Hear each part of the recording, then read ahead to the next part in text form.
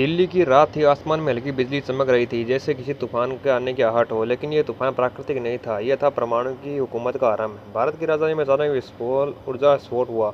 संसद भवन के ऊपर नीला गुंबद सा प्रकाश फैल गया। सभी सिस्टम बंद हो गए, ट्रैफिक, मोबाइल नेट और यहाँ तक कि सैटेलाइटिंग तक।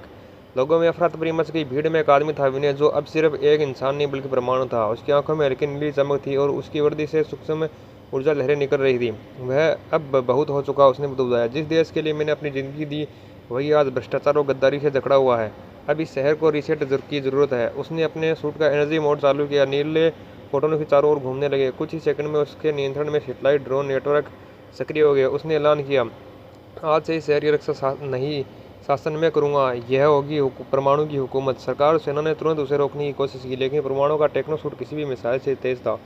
वो हवा में विलीन होकर किसी भी जगह पहुंच सकता था। अपने सूक्ष्म आकार में जाकर दुश्मन के हथियार निष्क्रिय कर देता था। अब वह जनता में भी डर और उम्मीद दोनों का प्रतीक बन गया था। कई लोग कहते शायद परमाणु ही वो हीरो है जो अब भ्रष्टाचार को खत्म कर सकता है। लेकिन कुछ पुराने साथी जैसे कैप्टन ध्रुव और नागराज इस बदलाव को लेकर चिंतित थे। ध्रुव ने कहा, नागराज से कहा, हीरो तब तक ही हीरो होता है जब तक वो कानून से ऊपर नहीं उठता। अगर परमाणु ने खुद को राजा समझ लिया है तो यह उसकी नहीं, मानवता की हार होगी। नागराज ने सिर हिलाया, हम उसे रोकेंगे, लेकिन इंसानियत खोए बिना। परमाणु ने शहर में एनर्जी शील्ड डोम बना दिया। कोई बाहर से अंदर नहीं आ सकता था। कोई राजनीतिक शक्ति उसके आदेश के बिना काम नहीं कर सकती थी। सभी अपराधियों को उसने पकड़कर क्वांटम जेल में बंद कर दिया था, जहां समय रुक जाता था। लोगों को मुफ्त बिजली, सुरक्षित सड़कें और पारदर्शी सिस्टम का वादा मिला। दिल्ली में अपराध दर शून्य हो गई, लेकिन आज़ादी भी खो गई। हर नागरिक के पास एक परमाणु आइडेंटिफिकेशन चिप थी, जो उसके हर एक कदम पर नजर रखती थी। एक पत्रकार ने कैमरे में कहा, शहर में अब डर नहीं है, लेकिन हाँ, दिलों में खामोशी है। एक रात संसद भवन के ऊपर नीली रोशनी चमकी। वहाँ 3 परछाइयाँ खड़ी, नागराज, ध्रुव और शक्ति।